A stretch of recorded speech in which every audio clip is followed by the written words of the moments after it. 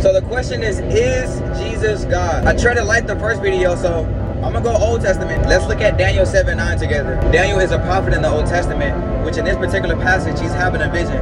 But let's see what the vision shows him. He says, I kept looking until thrones were set up, and the Ancient of Days took his seat, which is a reference to the Father. His garment was as white as snow, and the head of his hair was pure like wool. His throne was a blaze of flame, and his wheels were burning fires. And thousands upon thousands were serving him. The court convened, and then the book was opened. Go to verse 13 and see what it says. I kept looking in the night vision, and behold, with the clouds of heaven, one like a son of man was coming. And he came up to the Ancient of Days and presented himself before him. And to him was given dominion, honor, and a kingdom, so that all people, nations, and populations would serve him. His dominion is an everlasting dominion that will not pass away, and his kingdom is one which will not be destroyed. This is where it gets good. Showing here in Mark 14:61. Pilate asked Jesus before he was persecuted by the Jews, are you the Christ, the Son of the Holy One? I am, and you shall see the Son of Man sitting at the right hand of power and coming with the clouds of heaven, which is the reference to Daniel. Hey, but watch how it gets better though. Let's look at Psalm 89:6. For who in the skies above can compare to the Lord? Who's like the Lord among the heavenly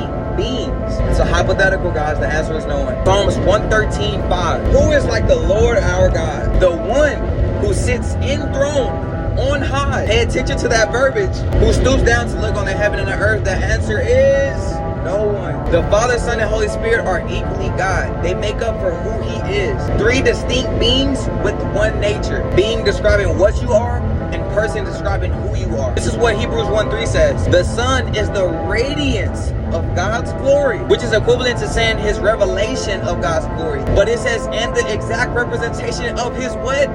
His being. Well, we know he's not a representation by his body or his human form. So what is he talking about?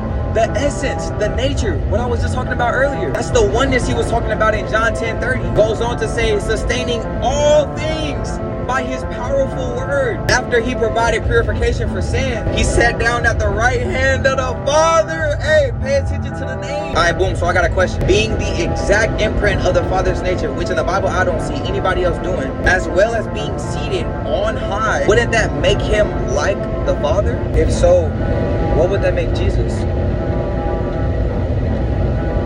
Hey.